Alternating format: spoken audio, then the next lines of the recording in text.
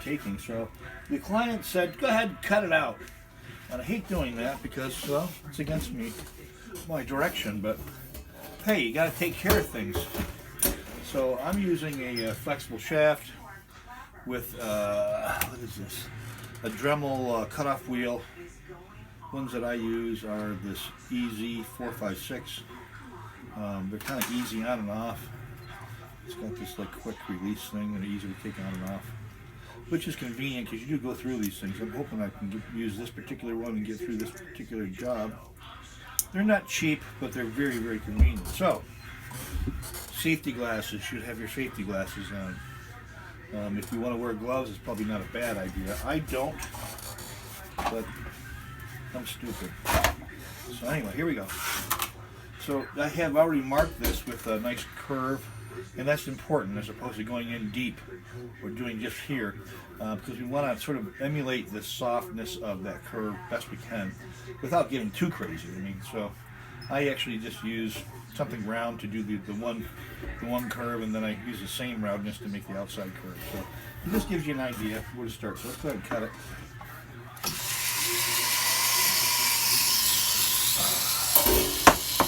want to get some more layers in here.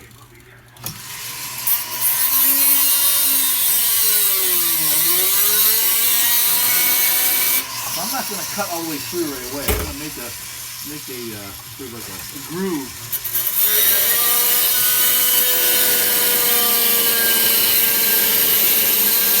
And notice I'm using my thumb on here to sort of support, so I can get really good control of this. And I'm going to actually make a turn like this, so I get a sort of mechanical turn to it.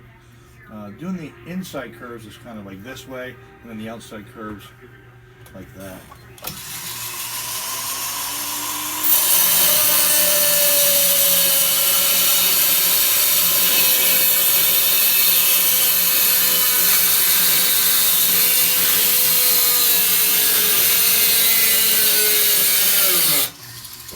So I'm stopping every once in a while because I don't want to induce too much heat into the material because it will affect the sound. Not so much with this material, but with the B20, it definitely does. You don't want to keep that tool on there too long; it'll just get too hot, and then make the material brittle.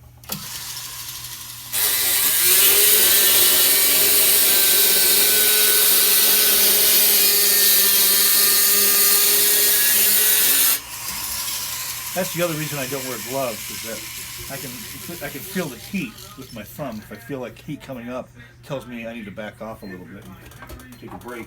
So.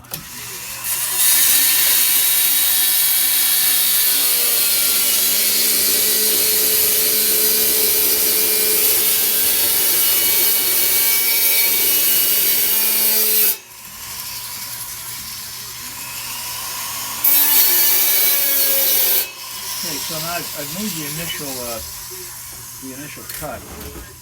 You can see it's there. Hope you can see it's there. It's pretty smooth. I didn't slide off because that can happen if you don't have control of the tool. You will slide off and make big marks over here. Or I have done it actually. So I kind of learned the hard way. So, okay, now I'm going to just go deeper in the groove.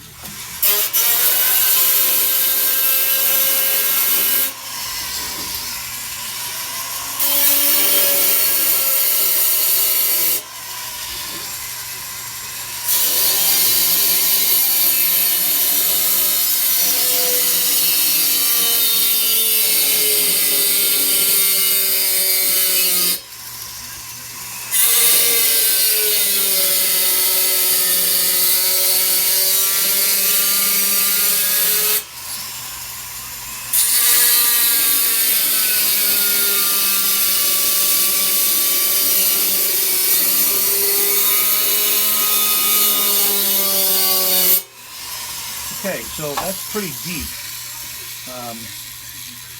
I'm going to just sort of do a little bit of a test here and see if it's ready to snap off, because you don't have to cut all the way through, because once you've created that groove, and if it's deep enough, it'll actually snap right out. So I'm not deep enough yet. I'm going to do another run on it.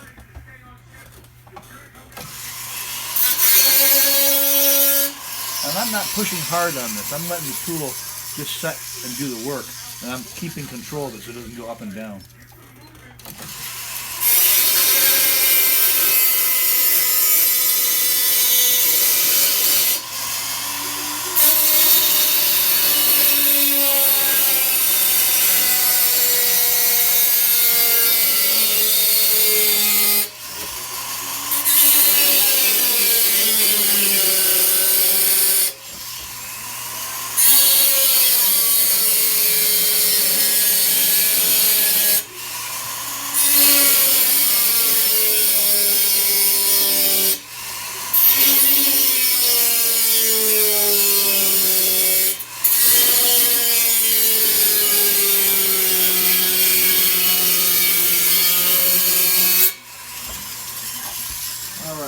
See if that's deep enough. So this item is from a gentleman in Cleveland who's an instructor at Cymbal drums, and I tried to marker weld it. It didn't work too well, so I tried again, and I just told him it ain't gonna work. So he said, "Go ahead and cut it out." But I figured I may as well show everybody how I do it. See, that's gonna pop right off now. See, look at that. That's cool. So I call these cutoffs mustaches. If you can see that. They look just like mustaches. Okay, so now we got a rough cut here. So how do we smooth it out? What I do is use the same tool, and I'm going to just use the edge of this and guide it along and smooth out that edge. And then I have another tool here that I can do some more refinement. So I'll do that. This is a big cymbal. I don't have a lot of room on this bench.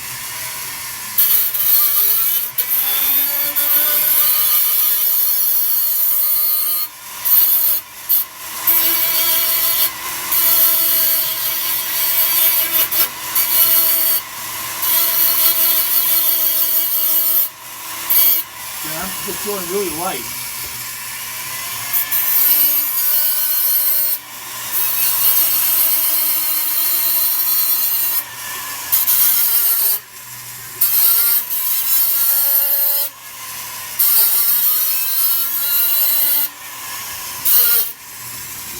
Don't forget safety glasses. These are safety glasses. I probably should have side shields on them, but I don't have them right now.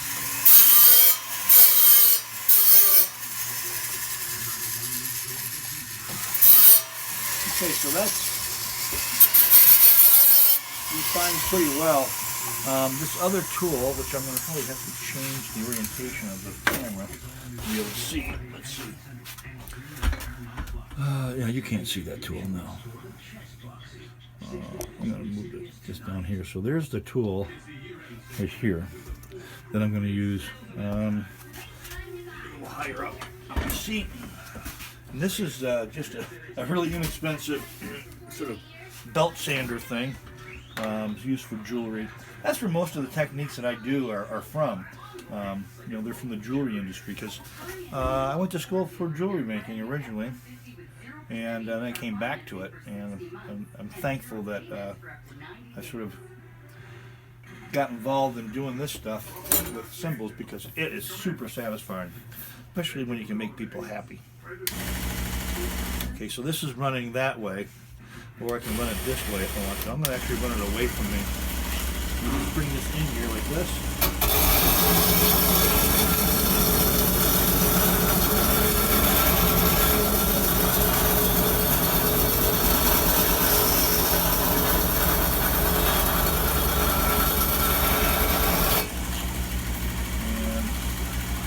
Making a nice flat surface. We're going to do the other part of the groove, or rather the other part of the curve.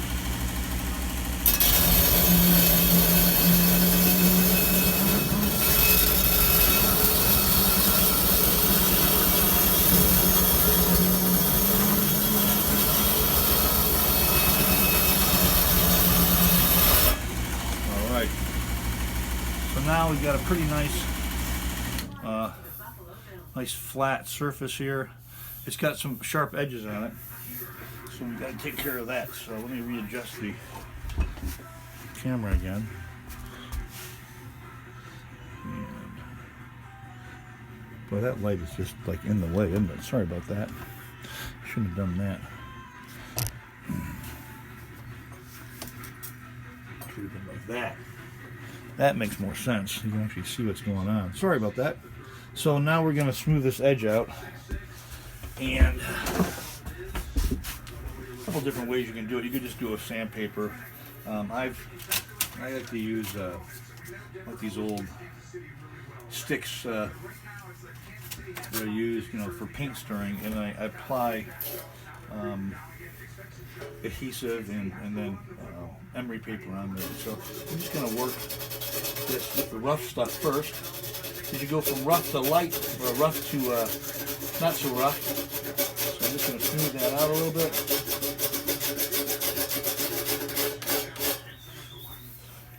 And we just don't want it to be dangerous, and we want it to look pretty.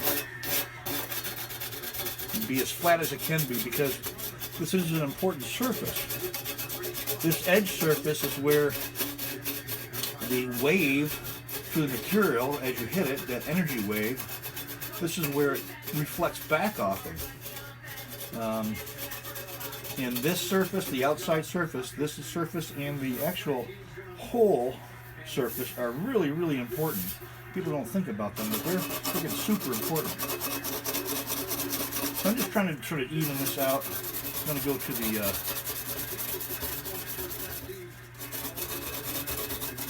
lighter grade here in a second. You probably can't see anything I'm doing because I'm just moving stuff around. Sorry. Life goes on, right? So if you want to learn any of these techniques, I do teach these. I'm happy to talk about them. I am going to be doing some formal instruction out of my new studio, which reminds me to mention, if you have interest in it, in learning this stuff, and you want to support me in my endeavors of developing this studio space, on my webpage, there's a GoFundMe spot, and if you can donate anything, I'd just be tickled. It's expensive to have space, and especially the startup portion of it, having to buy all sorts of strange things for your space. Okay, so I'm feeling this, and I feel a little rough edges. I try to get rid of all of them. So I'm in sort of like a medium grade here as far as the paper goes, and then I've got some really fine stuff. It almost polishes it. I'm just going to run that on there also now. And it makes it super smooth, and hopefully is going to make this sound super.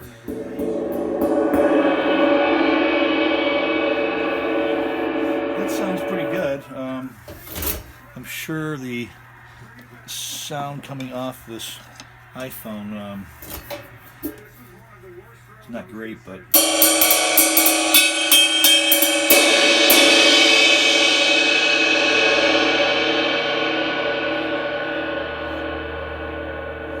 so I like to look at the vibrations and just sort of get an idea of what's happening here. So here at these 2 points, it's quite chaotic, less chaotic in here, but they do converge. So if there's chaos here and they converge, you're putting energy into this area here. That's why we want this to be smooth, so it doesn't, if it was a abrupt angle, the good chance it's going to take all that energy, point it right into that, and probably crack it this way.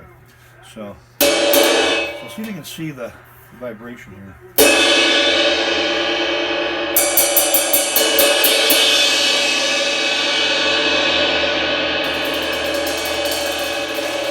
You can actually see it. Compared to,